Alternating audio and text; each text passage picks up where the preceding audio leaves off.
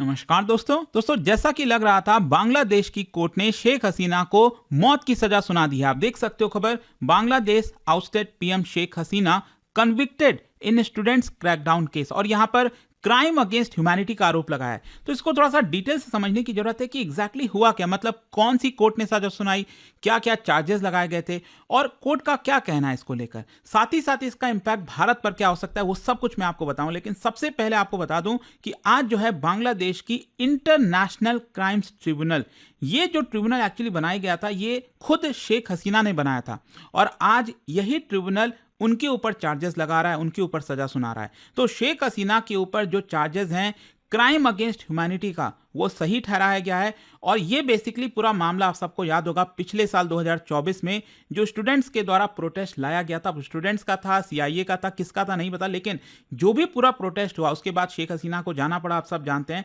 उसी से ये रिलेटेड मामला है। और एक इंपॉर्टेंट चीज यहां पर यह है कि कोर्ट के अंदर शेख हसीना को मौत की सजा सब कब सुनाई गई, जब खुद शेख हसीना वहां पर मौजूद नहीं थी। जो पर्सन अपने आप को डिफेंड नहीं कर सकता उसी के ऊपर यहां पर सजा सुना दी गई है। And this is the first time Bangladesh के इतिहास में किसी फॉर्मर प्राइम मिनिस्टर को कन्विक्ट किया गया है, और वो भी grave international law equivalent crimes के अंडर, जो डोमेस्टिक लेजिस्लेशन वगैरह उसी के तहत ये सजा सुनाई गई है। थोड़ा सा बैकग्राउंड देख लेते हैं। देखिए, पिछले साल जुलाई से अगस्त में आप सबको याद होगा गवर्नमेंट जॉब कोटा रिफॉर्म को लेकर बड़ा प्रोटेस्ट स्टार्ट हुआ। तो ऐसा पहले लग नहीं रहा था कि इतना बड़ा ये रूप ले लेगा, लेकिन धीरे धीरे जो प्रोटेस्ट है बड़ी मात्रा में कन्वर्ट हुआ, और बताया ये जा रहा है कि 1400 से ज्यादा मृत्यु इसके अंदर हुई थी, जो सरकार ने फिर क्रैकडाउन स्टार्ट किया था। और यहां पर आरोप यह है कि एक्सटेंसिव यूज ऑफ फोर्स किया गया सरकार के द्वारा, आर्मी के द्वारा, और ये जो क्राइसिस है इसी की वजह से यहां पर शेख हसीना की सरकार गिरी, और आप सब जानते हैं कि उनको भारत आना पड़ा, और 15 साल तक वो सत्ता में थी। तो यहां पर होता क्या है कि जब वो भारत लौटती हैं उसके बाद सवाल ये उठता है कि बांग्लादेश को कौन चलाएगा, क्या होगा, और अल्टीमेटली मोहम्मद यूनुस ये आपका बांग्लादेश के हेड बन जाते हैं, और इंटरिम हेड है, इनको कोई चुना नहीं है। और यहां पर उनके ऊपर आरोप भी यही लग रहा है कि देखिए आप इतने लंबे समय तक कैसे बने रह सकते हैं, आज 1.5 साल होने जा रहा है, और उसके बावजूद भी आप सत्ता में बने हुए हो बिना लोगों की इजाजत के। कब चुनाव कराओगे? अब बोला यह जा रहा है कि अगले साल चुनाव होंगे, कब होंगे, कैसे होंगे, क्या इक्वल प्लेइंग फील्ड होगा, नहीं होगा, तो बहुत सारे यहां पर सवाल उठ रहे हैं। लेकिन क्या हुआ कि जब मोहम्मद यूनुस आए तो उन्होंने इसकी कार्रवाई स्टार्ट की कि जो भी ये पूरा प्रोटेस्ट हुआ, इतने सारे लोग मारे गए, इसका प्रॉपर एक नतीजा आना चाहिए और दोषियों को सजा मिलनी चाहिए। तो क्वेश्चन अब ये आता है कि इंटरनेशनल क्राइम, ये जो ट्रिब्यूनल है ये कहां से आ गया? देखो, नाम तो है इंटरनेशनल क्राइम्स ट्रिब्यूनल, ये बांग्लादेश में बनाया गया था, सेटअप किया गया था खुद शेख हसीना के द्वारा 2009 में। और इसका मेन काम ये था कि 1971 में बेसिकली जो बांग्लादेश आज़ाद हुआ था उस समय जिन लोगों ने भी विश्वासघात किया, जिन लोगों ने भी क्राइम किया, जैसे पाकिस्तान के लोगों ने, आप सब जानते हैं वहाँ पर जिस तरह की आर्मी वगैरह वहाँ पर आई, महिलाओं के साथ जो अत्याचार हुआ, तो एक प्रकार से जस्टिस नहीं मिल पाया था। और इसी को देखते हुए 2009 में शेख हसीना बेसिकली पावर में आई थी 2008-9 में, तो उसी के बाद उन्होंने ये सेटअप कर दिया ताकि यहाँ पर जस्टिस मिल सके। तो वही जो कोर्ट है, उन्होंने जो 2024 का क्रैकडाउन है उसको जस्टिफाई किया कि देखिए वाइड स्प्रेड सिस्टमैटिक तरीके से सिविलियंस के ऊपर हमला हुआ है, तो इसी की वजह से ये ह्यूमैनिटी के अगेंस्ट क्राइम है। दैट इज वाई यहां पर ये केस जाता है इंटरनेशनल क्राइम ट्रिब्यूनल एक्ट के अंदर। अब क्वेश्चन ये है कि शेख हसीना पर चार्जेस क्या क्या लगाए गए। उनके ऊपर बेसिकली 3 चार्ज आपको देखने को मिलेगा। सबसे पहला है इंसाइटमेंट एंड फैसिलिटेशन, मतलब ये बोला जा रहा है कि उन्होंने प्रोटेस्टर्स के ऊपर जो अटैक है वो करने का ऑर्डर दिया था, और साथ ही साथ वो फेल हो गई थी, ताकि जो सबऑर्डिनेट्स हैं, जो अट्रॉसिटीज जिन्होंने किया प्रोटेस्टर्स के ऊपर, जिन लोगों ने प्रोटेस्टर्स को मारा, तो उनके ऊपर उन्होंने एक्शन नहीं लिया, पनिश नहीं किया उनको। ये एक चार्ज है। दूसरा चार्ज लगाया गया कि उन्होंने मिलिट्री ग्रेड का फोर्स का इस्तेमाल किया, मतलब अगर सिविलियन प्रोटेस्ट कर रहे हैं तो आप इतनी बड़ी मात्रा में फोर्स का इस्तेमाल नहीं कर सकते, हेलीकॉप्टर्स, आर्म्ड ड्रोन्स, लीदल वेपन्स। तो ये सारे आरोप लगाए गए यहाँ पर उनके ऊपर। और इनफैक्ट ऑडियो रिकॉर्डिंग्स वगैरह भी बताया जा रहा है कि लाई गई, यहाँ पर शेख हसीना ने जो ऑर्डर वगैरह दिया था तो वो रिकॉर्डिंग्स वगैरह पेश किया गया था प्रूफ के तौर पर।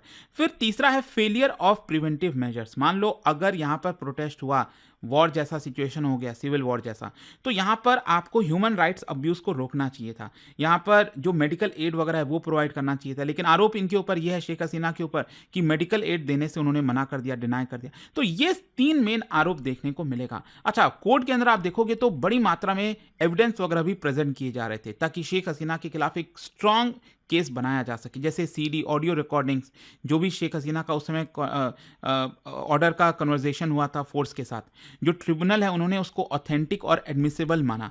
दूसरा, यहाँ पर जो विटनेसेस हैं, जो सर्वाइवर्स थे, जो आई विटनेस थे, शूटिंग्स हो रही थी, मेडिकल स्टाफ, ट्रीटमेंट डिनाइल, बहुत सारे जो लोगों का जो बयान वगैरह बताया जा रहा है कि लिया गया था। फिर इंटरनेशनल रिपोर्ट्स भी रखी गई, जो यूएन की OHCHR रिपोर्ट है, उसमें भी बोला गया कि रीजनेबल ग्राउंड है कि ये क्राइम अगेंस्ट ह्यूमैनिटी है, तो उसको भी एक्सेप्ट कर लिया गया कोर्ट के अंदर। और साथ ही साथ ये ट्रायल इन एब्सेंशिया हुआ है। ध्यान रखिएगा, शेख हसीना कोर्ट में नहीं थी, वो इस समय भारत में है।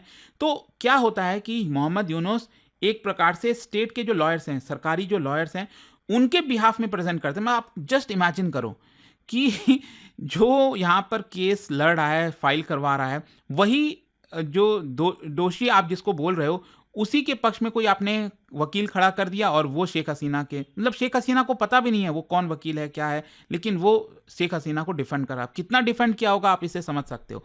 खैर, इसका टाइमलाइन मैं आपको बता देता हूँ। 1 जून को पूरा जो ट्रायल प्रोसीडिंग्स है वो फॉर्मल तरीके से स्टार्ट होती है, और फिर उसके बाद कुछ देर बाद जो है आपका एविडेंस, चार्जेस, रिकॉर्डिंग, ये सब कुछ एग्जामिन किया जाता है, और फाइनली इंडिक्टमेंट जो है इशू कर दिया गया था जुलाई के लेट में, और साथ ही साथ आज जो जजमेंट है वो आया है। अब क्वेश्चन ये है कि वर्डिक्ट क्या है, कोर्ट ने क्या क्या माना है। देखो, ट्रिब्यूनल ने ये फाउंड किया है जो क्रैकडाउन किया गया था शेख हसीना के द्वारा, ये प्लान तरीके से था, सिस्टमैटिक था, पॉलिटिकली मोटिवेटेड था, and Sheikh Hasina acted as the mastermind and principal architect of the violence. ये एग्जैक्ट शब्दों का इस्तेमाल किया गया है बांग्लादेश की कोर्ट के द्वारा, mastermind and principal architect of violence, जो भी कुछ हुआ। एंड उनका जो ऑर्डर था, it basically contributed to airborne weapons, helicopter, drones, इसका इस्तेमाल करना, लीथल फोर्स का इस्तेमाल करना अनआर्म्ड सिविलियंस के ऊपर, डिनायल करना मेडिकल ट्रीटमेंट का, लार्ज स्केल डेथ हुए हैं, जो भी कुछ यहां पर क्राइम अगेंस्ट ह्यूमैनिटी हुई उसकी वजह से। तो इसी को देखते हुए यहां पर जो सेंटेंस है, डेथ पेनल्टी का सेंटेंस अवार्ड किया जाता है शेख हसीना को, और साथ ही साथ जो फॉर्मर होम मिनिस्टर है उनकी सरकार में, जो असदुज्जमान खान, उनको भी डेथ की सजा सुना दी जाती है। तो ये एक इंपॉर्टेंट चीज है, और कई सारी चीजें बोली गई कि लाशों को जला दिया गया, ये चीजें हो गई, बहुत कुछ जो है कोर्ट के अंदर इस तरह की चीजें बोली गई। लेकिन ये जो जजमेंट है दोस्तों, इसको लेकर काफी कंट्रोवर्सीज भी होंगी, कंसर्न भी है, क्योंकि सबसे पहला तो पॉलिटिकल मोटिवेशन का सवाल खड़ा होता है। जो आवामी लीग है, शेख हसीना की पार्टी है, उन्होंने कहा कि जो भी ये ट्रायल वगैरह चला है ये पॉलिटिकली ड्रिवन था। शेख हसीना ने खुद कहा कि ये कंगारू ट्रिब्यूनल है, मतलब आप कैसे ये चीज अलाउ कर सकते हो, मैं प्रेजेंट नहीं हूं, मैं अपने आप को डिफेंड नहीं कर सकती, फिर भी आपने ये पूरा केस कर दिया। फेयरनेस ऑफ ट्रायल को लेकर सवाल उठता है, जो मैंने आपको बताया ना, यहां पर क्रिटिसाइज किया जा रहा है इस जजमेंट को कि डिफेंस राइट्स लिमिटेड था, इनेबिलिटी थी कि क्रॉस एग्जामिन किया जा सके विटनेसेस को। इंटरनेशनल ऑब्जर्वर्स भी क्वेश्चन कर रहे हैं जुडिशियल इंडिपेंडेंस को लेकर, ड्यू प्रोसेस को लेकर, और वो भी डेथ पेनल्टी की सजा सुना देना, जबकि वो पर्सन वहां पर है भी नहीं। खैर, सिक्योरिटी टेंशन बांग्लादेश में बढ़ गई है। इनफैक्ट अगर आप देखोगे तो बांग्लादेश में ऑलरेडी ये जो पूरा जजमेंट आना था, वर्डिक्ट आना था, उसके पहले ही काफ़ी सारा यहाँ पर आपको प्रॉब्लम्स देखने को मिलेगा। मतलब इनफैक्ट आप देखिए, पिछले कुछ दिनों से बांग्लादेश के अंदर बड़ी मात्रा में वॉयलेंस देखे गए, बॉम्ब फोड़ा गया, वापस से सिविल वॉर जैसा सिचुएशन यहाँ पर बन गया था, और जो प्रोटेस्टर्स हैं उन्होंने शटडाउन किया, और ये भी कहा कि जो एटमॉस्फेयर है वो सही नहीं। स्पेशली शेख हसीना की जो पार्टी है ना, जो अवामी लीग, वो उनके जो वर्कर्स हैं, पार्टी के वर्कर्स हैं, वो एकदम नाखुश थे कि ये क्यों अलाउ किया जा रहा है, इस तरह से हमारे लीडर को क्यों दोषी ठहराने की कोशिश की जा रही है। खैर, क्वेश्चन अब ये आता है, व्हाट नेक्स्ट, इसका इंपैक्ट क्या होगा डोमेस्टिक और इंटरनेशनल लेवल पर। अगर हम बांग्लादेश की बात करें तो ये नो डाउट अनप्रेसिडेंटेड अकाउंटेबिलिटी है किसी फॉर्मर पीएम के ऊपर। इस तरह का सजा सुनाना, उस तरह का केस पूरा चलाना, और वहाँ की बांग्लादेश की जो पॉलिटिकल लैंडस्केप है वो बदलने वाली है। एक तो अवामी लीग बहुत कमजोर हो जाएगी। ऑलरेडी क्या है ना कि अवामी लीग के ऊपर बैन लगाया गया है कि आप चुनाव नहीं लड़ सकते ना। जस्ट इमेजिन कि वहाँ पर चुनाव होना है और सिर्फ एक ही पार्टी रहेगी, बीएनपी, बांग्लादेश नेशनलिस्ट पार्टी, जो खालिदा जिया की पार्टी है। अगर वही अकेले चुनाव लड़ेगी तो वही जीतेगी। इंटरिम गवर्नमेंट जो है वो रिफॉर्म्स को कंसोलिडेट करने में लगी हुई है। बोला जा रहा है कि 2026 में इलेक्शन हो सकता है, लेकिन इसका रीजनल और डिप्लोमेटिक इफेक्ट भी होगा, क्योंकि जैसा मैंने आपको बताया, शेख हसीना भारत में है, जिससे मोहम्मद यूनुस खुश नहीं है। उनका कहना है कि भाई शेख हसीना को वापस करो। बांग्लादेश हो सकता है इस वर्डिक्ट के बाद भारत पर प्रेशर डालने की कोशिश करे कि देखो वर्डिक्ट आ गया है, शेख हसीना को सजा देनी है, आप एक्सट्रेडिशन चाहते हैं। तो भारत जो है वो एक डिप्लोमेटिक प्रेशर में आएगा, नहीं आएगा वो तो देखना होगा, लेकिन रीजनल पॉलिटिक्स शिफ्ट हो जाएगी। क्योंकि मैं आपको बता दूं, अभी अगर आप देखोगे तो ये वर्डिक्ट आने के जस्ट पहले आज शेख हसीना का एक बेसिकली ऑडियो मैसेज रिलीज किया गया था, कल ही इनफैक्ट रिलीज किया गया, जिसमें उन्होंने बोला let them announce what ever verdict they want, जो भी उनको अनाउंस करना है कर दो, मुझे ये मैटर नहीं करता। Allah give me this life and only he can end it, I will still serve my people. तो ये शेख हसीना को काफ़ी हद तक पता हो ही गया था कि इस तरह का वर्डिक्ट आया था और इसीलिए उन्होंने ये चीज़ बोल दिया। लेकिन मैं आपको बता दूं, क्या है ना कि उल्टा मोहम्मद यूनुस अब भारत के ऊपर और ज़्यादा अलग अलग तरीके से बयान देने की कोशिश करेंगे। ऑलरेडी आप देख रहे हो ग्रेटर बांग्लादेश का जो मैप वगैरह है, क्योंकि आप देखिए मोहम्मद यूनुस जो है वो इंडियन मीडिया के ऊपर वॉर छेड़ने की कोशिश कर रहे हैं। इसको लेकर मैंने ऑलरेडी एक वीडियो बनाया था कुछ दिन पहले। क्या है कि आपके देश के अंदर हालात ठीक नहीं है, सिविल वॉर जैसी सिचुएशन है। मोहम्मद यूनुस ब्लेम कर रहे हैं इंडियन मीडिया को। उनका कहना है कि देखो इंडियन मीडिया जो है वो शेख हसीना का बयान क्यों ले रही है, उसको पब्लिश क्यों कर रही है।